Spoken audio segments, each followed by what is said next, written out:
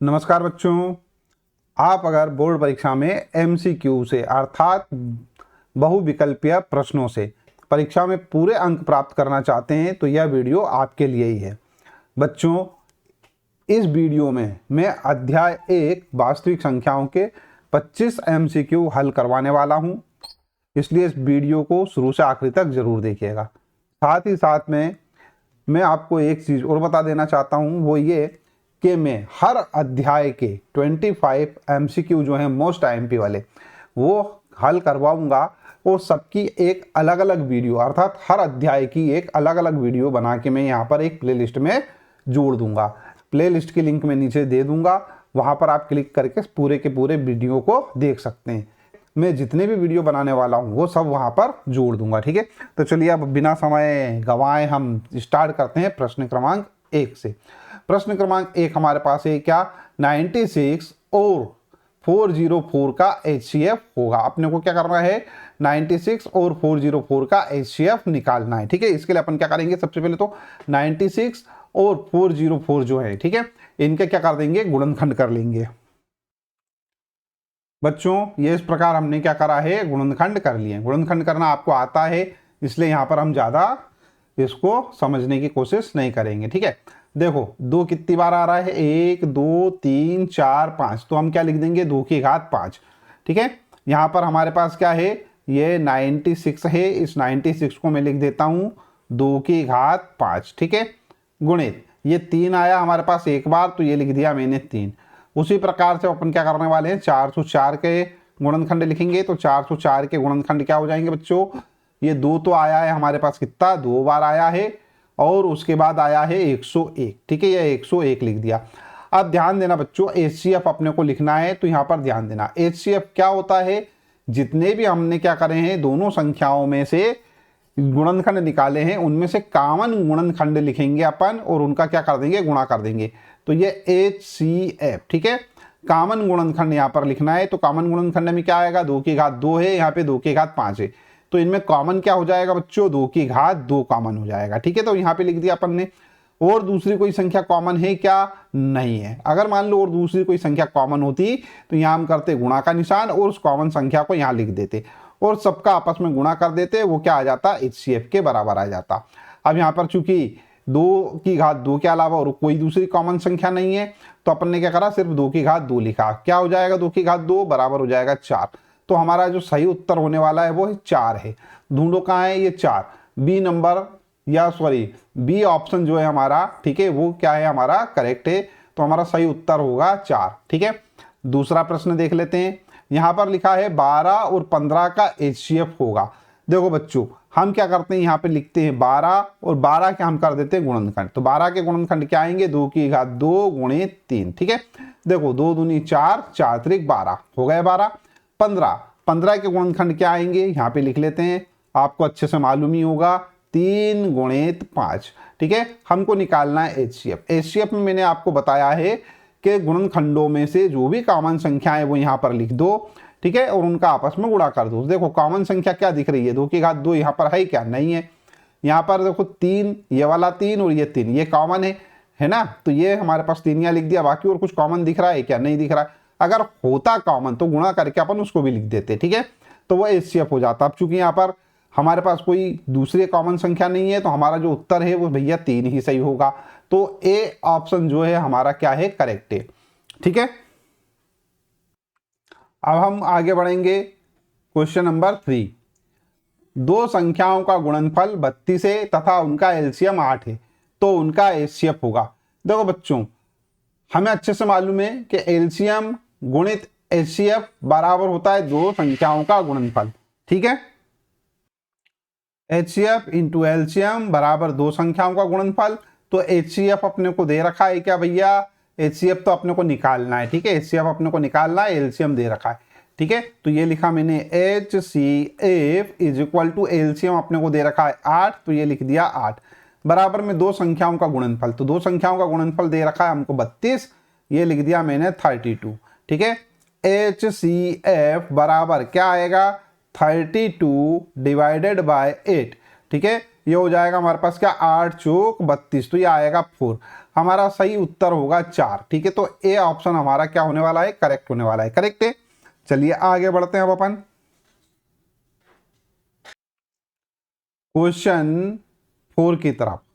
ठीक है, 4 और 7 का महत्तम समादवर्तक अर्थात HCF होगा। देखो बच्चों, ये जो हमारे पास है 4 के गुणनखंड होंगे हमारे पास 2 गुणित 2। ठीक है, उसके बाद आता है हमारे पास 7। ये 7 का गुणनखंड क्या होगा, केवल 7 ही होगा। क्यों? क्योंकि 7 एक क्या है, अभाज्य संख्या है, अर्थात इसमें किसी भी अन्य संख्या से भाग नहीं दिया जा सकता है। जब भी इस प्रकार से सवाल आ जाए तो वहां पर ध्यान दीजिएगा बच्चों, अगर मान लो मैं यहां पर 1 का गुणा कर दूं तो इसके मान में कोई फर्क पड़ेगा क्या? नहीं। 2 दूनी 4, 4 एकम 4, तो उत्तर क्या आने वाला है, 4 ही आने वाला है। ठीक है, उसी प्रकार से यहाँ पर 7 है, अगर मैं मान लो यहाँ पर 1 का गुणा कर दूं तो क्या होगा, 7 एकम 7। करेक्ट है, वो कोई अंतर पड़ने वाला है क्या इस मान में? नहीं। तो ऐसे सवालों में हमेशा क्या होगा, जो हमारे पास एक होगा वो क्या होगा, इसका आंसर होगा। अब देखो यहाँ पर क्या कॉमन आ रहा है, अपने को मालूम है अच्छे से HCF क्या होता है, जितने भी गुणनखंड दिए हुए रहते हैं उन गुणनखंडों में से कॉमन गुणनखंडों का गुणनफल। ठीक है, तो कॉमन गुणनखंड तो यहाँ पर हमारे पास एक ही आ रहा है, तो HCF क्या हो जाएगा हमारा, HCF बराबर हो जाएगा हमारे पास 1। ठीक है, और ऐसी संख्याओं को बोलते हैं बच्चों सहअभाज्य संख्याएं। ठीक है, तो जब भी ऐसी सहअभाज्य संख्या आ जाए तो हमको क्या करना है, उनका हमेशा HCF क्या होगा, 1 ही होगा। ठीक है, चलिए आगे बढ़ते हैं। नेक्स्ट क्वेश्चन हमारे पास है 5 संख्याओं 5, 15 और 20 के लिए LCM और HCF का अनुपात होगा। तो एक काम करते हैं, सबसे पहले तो यहां मैं लिख लेता हूं 5 और 5 का मैं करता हूं यहां पर गुणनखंड। क्या होगा भैया, 1 गुणित 5। करेक्ट है। 15 आ रहा है हमारे पास, ये 15 को क्या लिख सकते हैं अपन, 3 गुणित 5। ठीक है, ये 1 लिखना भूल गए तो 1 लिख लेता हूं मैं, है ना। 20 को क्या लिख सकते हैं, 20 को अपन लिख सकते हैं भैया यहाँ पर 2 गुणित 2 गुणित 5, है ना। ठीक है, 2 दूनी 4 और 4 पंजे 20। ठीक है, एक चाहो तो लिख लो आगे, यहाँ पे नहीं लिखते तो भी चलता। अब अपन देखते हैं बच्चों, सबसे पहले अपन क्या करते हैं, LCM निकाल लेते हैं। ठीक है, अब HCF तो आपको अच्छे से समझ में आ चुका है, 4 सवाल कर लिया अपन ने पहले ही, है ना। LCM ध्यान से देखिएगा, LCM क्या होता है बच्चों, LCM जो है वो जितनी भी हमारे पास संख्याएं दे रखी हैं उन संख्याओं के हम करेंगे गुणनखंड, और उन गुणनखंडों में जो भी गुणनखंड आएंगे वो सारे के सारे यहाँ पर अपन लिख देंगे। करेक्ट है। अब उन गुणनखंडों में से अपने को ध्यान देना है कि जो संख्या, ठीक है, जिस संख्या की घात ज्यादा है उसको लिखेंगे। ठीक है, तो ये हमारे पास है 2 गुणित 2, तो 2 की घात 2 हो जाएगा और ये आ जाएगा हमारे पास 5। ठीक है, तो हमको क्या करना है, सारे के सारे गुणनखंड लिखना है। नंबर एक बात अपने को यहाँ पे और सबका गुणा कर देना है। ठीक है, ये नंबर एक चीज आपको मालूम होना चाहिए। नंबर दो चीज ये मालूम होना चाहिए कि हम उन संख्याओं को लिखेंगे जिनकी घात सबसे ज्यादा है। तो देखो यहां पर हमारे पास है क्या, 5। ठीक है, ये लिख दिया मैंने, है ना। 5 की घात 1, 5 की घात 1, 5 की घात 1, 3 बार नहीं लिखेंगे, सिर्फ एक ही बार लिखना है अपने को। ठीक है, उसके बाद आता है हमारे पास ये 3 भी दिख रहा है अपने को, कहीं है क्या दूसरी जगह, नहीं है, ये 3 लिख दिया अपन ने। उसके बाद अपने को यहाँ पे दिख रहा है 2 की घात 2। ठीक है, 2 की घात 2, ये 2 की घात 2 लिख दिया अपन ने। ठीक है, इन सबका आपस में कर देते हैं गुणा। अब इन सबका अपन में आपस में गुणा करेंगे तो क्या आएगा भैया, यहाँ से देखो 5 से 15 और ये हो जाएगा 2 दूनी 4, मतलब 15 चौक 60, ये हो जाएगा 60। एलसीएम तो 60 आ गया। अब HCF और निकाल लेते हैं अपन। देखो HCF क्या होगा, HCF अपने को मालूम है कॉमन नंबर इनके, तो यहाँ पर से 1 कॉमन आ रहा है और कुछ कॉमन आ रहा है क्या, नहीं आ रहा है। यहाँ से 5 कॉमन आ रहा है। ठीक है, तो ये HCF क्या हो जाएगा हमारे पास, 5 हो जाएगा। करेक्ट है। अब अपने को क्या बोल रहा है वो, कि दोनों का अनुपात निकालो, किसका, LCM और HCF का। LCM आगे है तो यहाँ लिखा मैंने LCM अनुपात HCF बराबर में। ठीक है, हालांकि बराबर का निशान नहीं लगाते हैं यहाँ पे, अपन क्या है समानुपाती का निशान लगाते हैं। ठीक है, अब यहाँ पर ध्यान देना बच्चों, क्या आ रहा है हमारे पास, देखो देखो क्या है 60, ये आ रहा है 60, अनुपात में लिख देंगे 5। ठीक है, इसको अपन इस प्रकार से लिख सकते हैं 60/5। ठीक है, तो 5 एकम 5। ठीक है, यहां से 5 एकम 5 हो गया, बचा 1, 5 दूनी 10, तो आएगा 12, 12/1। क्या हो गया ये, 12/1। तो इसको अपन क्या लिख सकते हैं, 12/1 लिख सकते हैं। ठीक है, अब देखो कहीं पे दिखाई दे रहा हो 12/1, तो ये दिखाई दे रहा है डी नंबर का ऑप्शन हमारा करेक्ट है। ठीक है, आई होप आपको ये अच्छे से समझ में आ गया होगा। अच्छा, उत्तर लिखते समय क्या लिख देंगे परीक्षा में? प्रश्न 5 का डी। ठीक है, ये अपन सही है ये लिख देंगे ना, या फिर ऐसा भी लिख सकते हो का सही उत्तर। ठीक है, क्या लिखोगे? डी करेक्ट है। इस पर करके आप लिख के आओगे तो नंबर मिलेंगे आपको अच्छे पूरे के पूरे। ठीक है, चलिए आगे बढ़ते हैं अब अपन नेक्स्ट क्वेश्चन की ओर। चलिए अब अपन छठा प्रश्न देख लेते हैं। निम्नलिखित में से कौन सी अपरिमेय संख्या है? बच्चों अपने को अपरिमेय संख्या बताना है। ठीक है, तो √2 एक अपरिमेय संख्या है, √3 भी अपरिमेय संख्या है, √5 भी अपरिमेय संख्या है। इसका क्या मतलब है? तीनों की तीनों अपरिमेय संख्या है। तो अपन यहाँ पे सही ऑप्शन लगाएंगे डी। डी क्या बोल रहा है? उपरोक्त सभी जो हैं अपरिमेय संख्याएं हैं, तो अपन ने डी नंबर का जो ऑप्शन है वो सही लगा देना है। ठीक है, और अब हमारे पास आ रहा है अगला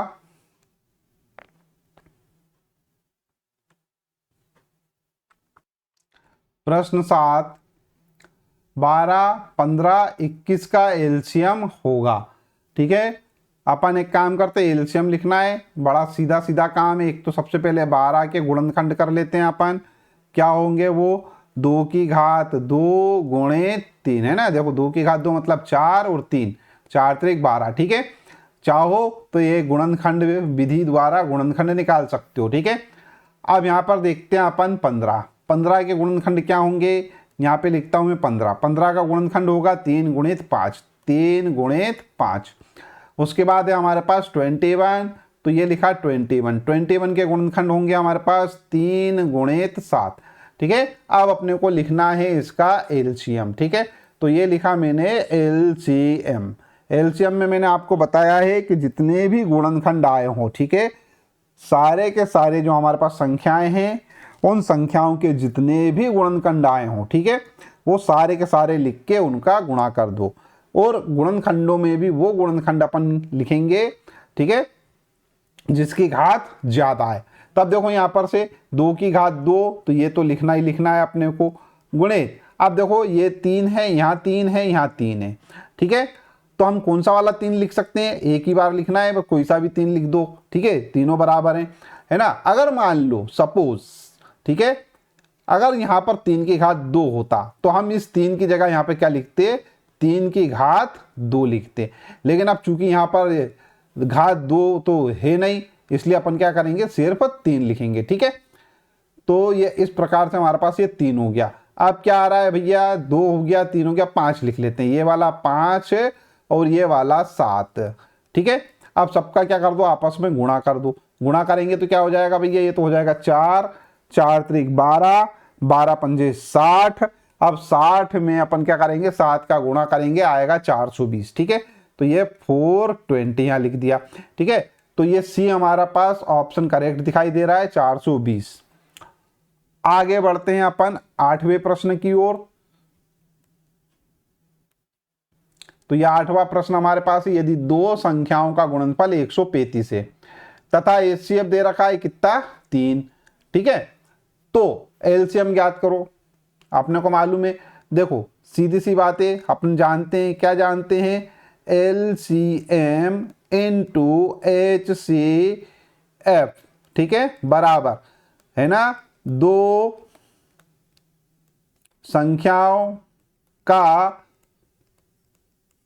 गुणनफल। ठीक है, अब यहां एलसीएम क्या है?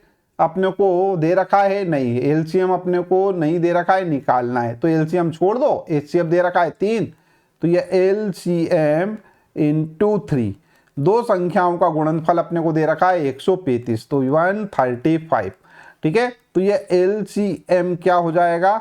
135 डिवाइडेड बाय 3। ठीक है, 3 चौक 12, बचे 1, 3 पंजे 15, तो ये आएगा 45। 45 हमारा ए ऑप्शन करेक्ट दिखाई दे रहा है, निशान लगा दिया। आगे बढ़ेंगे अब अपन 17, 23, 28 का एचसीएफ है। ठीक है, यहां पर अपन एक काम करते हैं, यहां देखो 17, 23, 28, तो 17 एक क्या है, अभाज्य संख्या है। इसमें 17 में 17 के अलावा किसी अन्य संख्या का भाग नहीं जाता है, तो इसके जो गुणनखंड होंगे वो क्या होंगे, 1 गुणित 17। उसके बाद 23 भी ऐसी ही संख्या है, 23 भी ऐसी ही संख्या है, ठीक है।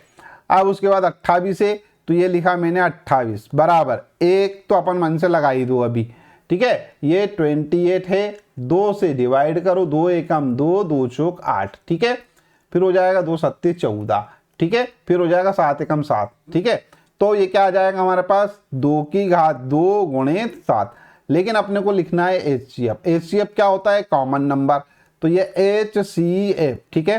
तो जितने भी कॉमन नंबर्स हैं उनका गुणनफल, तो कॉमन क्या आ रहा है, 1 1 1, यहाँ केवल 1 कॉमन आ रहा है, उसके अलावा कुछ कॉमन आ रहा है क्या, नहीं आ रहा है, ठीक है। तो यहाँ पर HCF क्या हो जाएगा, इसका 1 हो जाएगा, तो हमारा सही ऑप्शन ए हो जाएगा।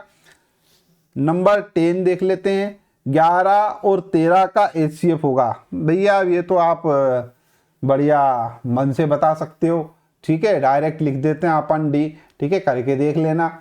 आगे लिखते हैं अपन 11 नंबर का प्रश्न, 8 9 25 का LCM होगा, ठीक है। करते हैं, LCM लिखना है अपने को। देखो LCM हमको देखना है, तो यहाँ पर 8 के तो करते हैं अपन गुणनखंड, क्या आएंगे, 2 की घात 3, 2 दूनी 4, 4 त्रिक 2 दूनी 4 और 4 दूना 8, क्या हो गया 8, 9 होगा 3 की घात 2, 3 की घात 2, ठीक है ना, 3 तिया 9, और 25 क्या होगा, 25 होगा 5 की घात 2। तो LCM क्या आ जाएगा, LCM आ जाएगा LCM आ जाएगा हमारे पास क्या, 2 की घात 3, 3 की घात 2, 5 की घात 2, ठीक है। सबका आपस में कर देंगे गुणा, सबका आपस में आप गुणा करना, गुणा करके देखोगे आएगा 1800, ठीक है। तो ये हमारा सी ऑप्शन जो है वो करेक्ट होगा। नेक्स्ट देख लेते हैं, 5 माइनस √2 कौन सी संख्या है, ठीक है। देखो बच्चों, ये तो हमारे पास एक क्या, एक परिमेय संख्या है और एक अपरिमेय संख्या है। तो किसी भी अपरिमेय संख्या में से परिमेय संख्या घटाएंगे तो उसका जो मान होगा वो अपरिमेय ही होगा, ठीक है। तो परिमेय माइनस अपरिमेय बराबर क्या, अपरिमेय। तो ये ऑप्शन बी हमारा क्या होने वाला है, सही होने वाला है, ठीक है। 12 के बाद हम देखते हैं 13 प्रश्न, 15 और 20 का LCM निकालना है। देखो 15 के गुणनखंड 3 गुणित 5 है ना, और 20 20 के गुणनखंड 2 की घात 2 गुणित 5, ठीक है। LCM निकालना है अपने को, तो LCM क्या हो जाएगा, ये हो जाएगा 2 की घात 2 गुणित 3 गुणित 5, ठीक है। 5 त्रिक 15, 15 चौक 60, 60 कहीं दिख रहा है, ए ऑप्शन करेक्ट, ठीक है। 14, 2 सहभाज्य संख्याओं का HCF बता ही दिया था मैंने आपको, 1 होता है।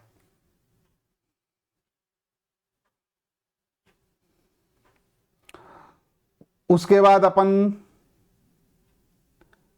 बढ़ेंगे क्वेश्चन नंबर 15, यदि 2 संख्याएं सहभाज्य हैं तो उनका LCM होगा।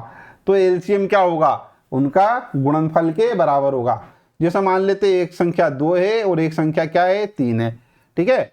तो 2 का यहां पर लिखेंगे अपन, 2 के गुणनखंड क्या होंगे, 1 गुणित 2, 3 के गुणनखंड क्या होंगे, 1 गुणित 3, ठीक है। अपने को लिखना है LCM, ठीक है। तो LCM में क्या होंगी, सारे गुणनखंड आते हैं, तो 1 गुणित 2 गुणित 3, 1 गुणित 2 गुणित 3, क्या आ जाएगा, 3 दूना 6, मतलब इन दोनों का क्या आ गया, गुणनफल आ गया, करेक्ट है।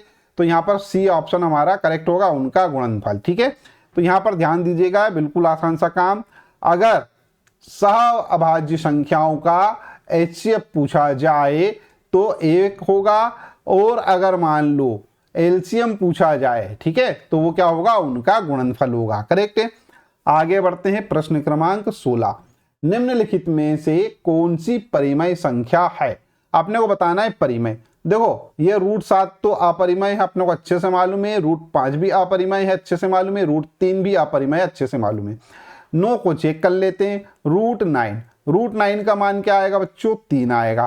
करेक्ट है। √9 क्या होता है? 3 के बराबर होता है। तो ये 3 क्या है? एक परिमेय संख्या है। ठीक है, तो इस प्रकार से √9 भी क्या होगी? एक परिमेय संख्या होगी। तो अपन यहाँ क्या लिखना है? अपने को परिमेय संख्या ही बताना है, तो ये ऑप्शन बी हमारा करेक्ट हो जाएगा।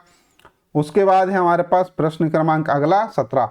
यदि HCF 12 और LCM 180 हो तो दो संख्याओं का गुणनफल है। देखो बच्चों, दो संख्याओं का गुणनफल किसके बराबर होता है? यहाँ पे अपने को अच्छे से मालूम है क्या? HCF गुणित LCM बराबर क्या? गुणनफल, दो संख्याओं का गुणनफल। ठीक है, तो यहाँ पर एक काम करते हैं, HCF लिखते हैं अपन। यहाँ पर 12 है और ये 180 है, तो ये 12 गुणित 180, इनका आपस में आप गुणा कीजिएगा, आएगा 2160। ठीक है, तो हमारा ऑप्शन बी करेक्ट हो जाएगा। ठीक है, नेक्स्ट हमारे पास है प्रश्न 18। निम्न में से कौन सा कथन सत्य है? यह अपने को बताना है। ठीक है, हर अपरिमेय संख्या परिमेय होती है। भैया ये तो कभी संभव ही नहीं है, क्योंकि परिमेय और अपरिमेय दोनों कभी भी बराबर हो ही नहीं सकते। हर पूर्ण संख्या वास्तविक होती है। यहां पर वास्तविक है, इसको सही कर लेते हैं। क्या यहां पर हर पूर्ण संख्या वास्तविक होती है? हर वास्तविक संख्या पूर्ण होती है, कोई भी नहीं। ठीक है, अब यहां पर ध्यान दो बच्चों, ये वाला तो अपने को पता चल गया कि ये गलत है ही। ठीक है, उसके बाद ये वाला चेक कर लो। देखो, हर वास्तविक संख्या पूर्ण होती है, तो कोई भी वास्तविक संख्या, वैसे ये √2, ये भी क्या है? एक वास्तविक संख्या है, लेकिन जब √2 को अपन हल करेंगे तो क्या आएगा? 1.4। ठीक है, इस प्रकार से आएगा, तो ये पॉइंट में आएगा, तो ये पूर्ण हो पाएगी क्या? नहीं हो पाएगी। लेकिन हर पूर्ण संख्या, अब जैसे 2 है, 3 है, 4 है, 5 है, ठीक है, ये सब क्या है भैया? ये सब वास्तविक संख्याएं हैं। तो कहने का तात्पर्य ये है कि हर पूर्ण संख्या वास्तविक होती ही है। ठीक है, तो ऑप्शन बी हमारा क्या होने वाला है? करेक्ट। नेक्स्ट क्वेश्चन है हमारे पास 19। p एक अभाज्य संख्या है, तो p² के गुणनखंडों की संख्या होगी। देखो बच्चों, इसको अपन देख लेते हैं। मान लेते हैं एक अभाज्य संख्या ले लेते हैं अपन, क्या? 5 एक ऐसी संख्या है जिसमें किसी की संख्या का भाग नहीं जाता है।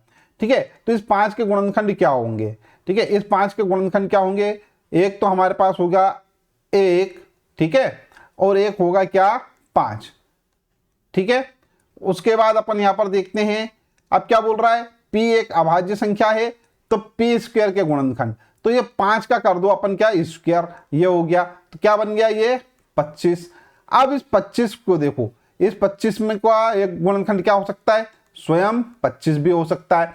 मतलब ये 25 एक ऐसी संख्या है जिसको क्या कर सकते हैं अपन? 1 से भाग दे सकते हैं, 5 से भाग दे सकते हैं और 25 से भाग दे सकते हैं। देखो, 1 से जब अपन भाग देंगे तो कितनी बार भाग जाएगा? 25 बार। ठीक है, और जब अपन 5 से भाग देंगे तो कितनी बार भाग जाएगा? 5 बार जाएगा। और जब इस 25 को अपन 25 से भाग देंगे तो कितनी बार भाग जाएगा? 1 बार भाग जाएगा।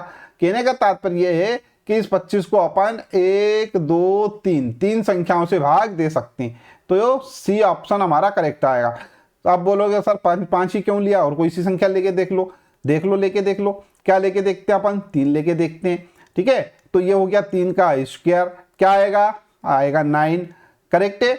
अब यहाँ पर देखो, इस 9 को किस किस से भाग दे सकते हैं? 1 से भाग दे सकते हैं, 3 से भाग दे सकते हैं और 9 से भाग दे सकते हैं। ठीक है, तो 1, 2, 3, इसके कितने गुणनखंड आए? 3 आए। कहने का तात्पर्य यह है कि यदि p एक अभाज्य संख्या हो तो PQ के कितने गुणनखंड हो सकते हैं भैया? 3 गुणनखंड हो सकते हैं। ठीक है, ये हमारे पास 19वां क्वेश्चन आपका हो गया है। अब अपन देखते हैं, दो संख्याओं का HCF 1 हो तो वे कहलाती हैं। देखो, मैंने पहले बता दिया था आपको, ऐसी संख्याएं जिनका HCF क्या हो भैया? 1 हो, वो सहभाज्य संख्याएं कहलाती हैं। तो ये हमारे पास हो गया बी नंबर का ऑप्शन करेक्ट। ठीक है, अब क्वेश्चन नंबर 21। ठीक है, निम्नलिखित में से कौन सी संख्या वास्तविक संख्या नहीं है? वास्तविक संख्या नहीं है बताना है। देखो √2 तो वास्तविक संख्या है, √5 भी वास्तविक होता है, 0 भी वास्तविक होता है, लेकिन कोई भी संख्या अगर माइनस में हो और उसके ऊपर रूट लग जाए तो वो क्या होती है? इमेजिनरी नंबर होता है, अवास्तविक संख्या होती है ना। तो अवास्तविक का मतलब क्या होता है? वास्तविक नहीं। तो हमको यहाँ दिखाई दे रहा है डी नंबर का ऑप्शन जो है वो क्या है? करेक्ट है। ठीक है, याद रखना आप तो क्या कि कोई भी संख्या अगर वो ऋणात्मक है और रूट में है, ठीक है, तो वो वास्तविक नहीं होगी, ठीक है, अवास्तविक होगी। ये चीज अपने को याद रखना है। अगला नंबर हमारे पास है, उसको अपन हल करते हैं।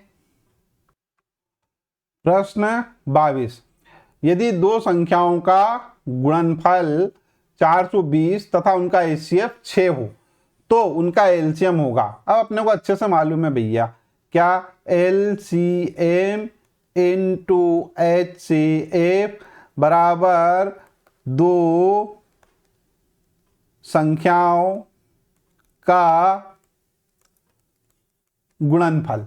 ठीक है, तो एलसीएम नहीं है अपने को मालूम, एचसीएफ अपने को मालूम है, तो एलसीएम इंटू 6, ठीक है, 6 है ना एचसीएफ, बराबर दो संख्याओं का गुणनफल कितना है? 420। 420 क्या आएगा? एलसीएम इज इक्वल टू 420 पूरे के बटे में 6, ठीक है, 6 7 42, 6 7 42 होते हैं, तो ये 7 और ये हो गया 0, ठीक है। तो एलसीएम बराबर आएगा हमारे पास 70। देख लो कहीं है क्या? ये रहा ऑप्शन बी करेक्ट है हमारे पास 70, ठीक है। 23 क्वेश्चन है हमारे पास। यदि दो संख्याओं का एचसीएफ और एलसीएम बराबर हो तो वे संख्याएं होंगी, क्या होंगी? अलग अलग होंगी, अभाज्य होंगी, समान होंगी, सहभाज्य होंगी।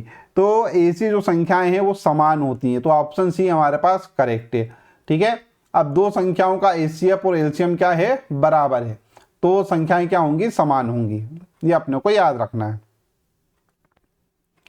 24, निम्न में से कौन सी संख्या अपरिमेय नहीं है?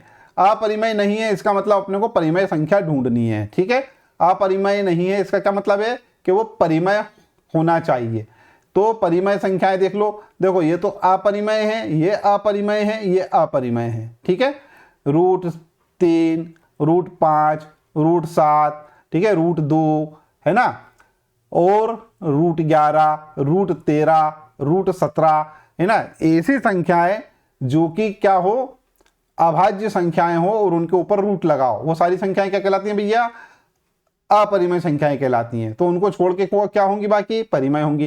तो ये क्या है? हमारे पास एक परिमेय संख्या है। कैसे पता भी कर लेते हैं। देखो ये √16 है, ठीक है, इसके गुणनखंड अपन करेंगे, इसको अपन हल करेंगे तो क्या आएगा? 4, ठीक है। वो 4 क्या होती है? एक परिमेय संख्या होती है ना। तो अपने को ऑप्शन ए क्या करना है? सही बताना है। क्वेश्चन नंबर 25, यदि एक संख्या 1 है तो किसी भी संख्या के साथ उसका एचसीएफ होगा, ठीक है। अब अपने को यहाँ पे एचसीएफ बताना है। एक संख्या 1 है तो 1 का गुणनखंड तो 1 होगा। अब मान लो कोई भी संख्या ले लो, कोई क्या बोल रहा है ये? तो किसी भी संख्या, किसी भी कोई सी ले लेते हैं, 7 ले लेते हैं। 7 का गुणनखंड क्या होंगे भैया? 7 होगा, है ना, या 1 गुणित 7 होगा। 10 ले लेते हैं, 10 के गुणनखंड क्या होंगे? 1 गुणित 2 गुणित 5, करेक्ट है। तो सबके साथ इसका एचसीएफ निकालना है, तो एचसीएफ तो क्या होगा? हमेशा 1 ही होगा, ठीक है। तो इस प्रकार से हमने यहाँ पर 25 क्वेश्चन जो हैं पूरे सॉल्व कर लिए हैं। आशा करता हूँ यह वीडियो आपको अच्छा लगा होगा, वीडियो समझ में आया होगा। जब समझ में आ गया है तो वीडियो को लाइक कर दीजिए, चैनल सब्सक्राइब ना किया हो तो चैनल सब्सक्राइब कर लीजिए, साथ ही साथ में नोटिफिकेशन वाला जो बेल आइकन है उसको जरूर प्रेस कर दीजिएगा। बच्चों अगले वीडियो में हम अध्याय 2 के 25 महत्वपूर्ण एमसीक्यू हल करेंगे, ठीक है। तो उस वीडियो का आप इंतजार कीजिए।